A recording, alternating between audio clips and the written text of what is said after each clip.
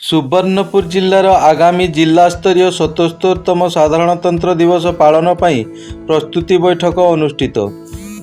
ସୁବର୍ଣ୍ଣପୁର 8/1/2024 ଆଜି ପୂର୍ବାହ୍ନ 11 ଘଟିକା ସମୟରେ ଜିଲ୍ଲାପାଳ ସୁବର୍ଣ୍ଣପୁରଙ୍କ କାର୍ଯ୍ୟାଳୟ ସ୍ଥିତ ସମ୍ମିଳନୀ କକ୍ଷରେ ସୁବର୍ଣ୍ଣପୁର ଜିଲ୍ଲାର ଆଗାମୀ ଜିଲ୍ଲାସ୍ତରୀୟ 77ତମ ସାଧାରଣତନ୍ତ୍ର ଦିବସ ପାଳନ ପାଇଁ ପ୍ରସ୍ତୁତି ବୈଠକ ଜିଲ୍ଲାପାଳ ସୁବର୍ଣ୍ଣପୁର ଡକ୍ଟର ନୃପରାଜ ସାହୁଙ୍କ ସଭାପତିତ୍ୱରେ ଅନୁଷ୍ଠିତ ହୋଇଥିଲା।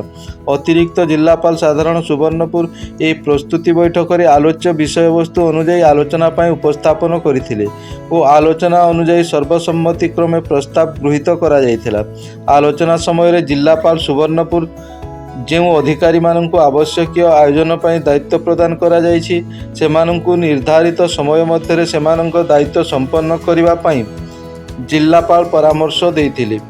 ଏହି ପ୍ରସ୍ତୁତି ବୈଠକରେ ଆରକ୍ଷୀ ଅଧୀକ୍ଷକ ସୁବର୍ଣ୍ଣପୁର, ଅତିରିକ୍ତ ଜିଲ୍ଲାପାଳ ରାଜସ୍ୱ ସୁବର୍ଣ୍ଣପୁର ଶ୍ରୀ ରାଜେନ୍ଦ୍ର ମାଝୀ, ଅତିରିକ୍ତ ଜିଲ୍ଲାପାଳ ସାଧାରଣ ସୁବର୍ଣ୍ଣପୁର ଶ୍ରୀମତୀ ଅଞ୍ଜଲିନା ପ୍ରଧାନ, ଉପଜିଲ୍ଲାପାଳ ସୋନପୁର ଶ୍ରୀମତୀ ସୌମ୍ୟା ରୂପା ରଥ ସमेତ ସମସ୍ତ ଜିଲ୍ଲାସ୍ତରୀୟ ଅଧିକାରୀବୃନ୍ଦ, ବେଣୁଧର ଦାସ ସମାଜସେବୀ ବୀରମହାରାଜପୁର, ସୋନପୁର ସହରର ବୁଦ୍ଧିଜୀବୀ ବୃନ୍ଦ, ବରିଷ୍ଠ ନାଗରିକ ବୃନ୍ଦ, ସୋନପୁର ସହରର ବିଭିନ୍ନ ଅନୁଷ୍ଠାନମାନଙ୍କର ପ୍ରତିନିଧି ବୃନ୍ଦ, ବିଭିନ୍ନ ମହାବିଦ୍ୟାଳୟ ଅଧ୍ୟକ୍ଷ ଅଧ୍ୟକ୍ଷା ଓ ବିଦ୍ୟାଳୟଗୁଡ଼ିକର ପ୍ରଧାନ ଶିକ୍ଷକ ଶିକ୍ଷୟିତ୍ରୀ ବୃନ୍ଦ, ସୁବର୍ଣ୍ଣପୁର ଜିଲ୍ଲାର ବିଭିନ୍ନ ସମ୍ବାଦପତ୍ରଗୁଡ଼ିକର ସାମ୍ବାଦିକ ଓ ବୈଦ୍ୟୁତିକ ଗଣମାଧ୍ୟମର ପ୍ରତିନିଧିମାନେ ଉପସ୍ଥିତ ରହି ଆଲୋଚନାରେ ଅଂଶଗ୍ରହଣ କରି ସେମାନଙ୍କର ସୁଚିନ୍ତିତ ମତାମତ ପ୍ରଦାନ କରିଥିଲେ।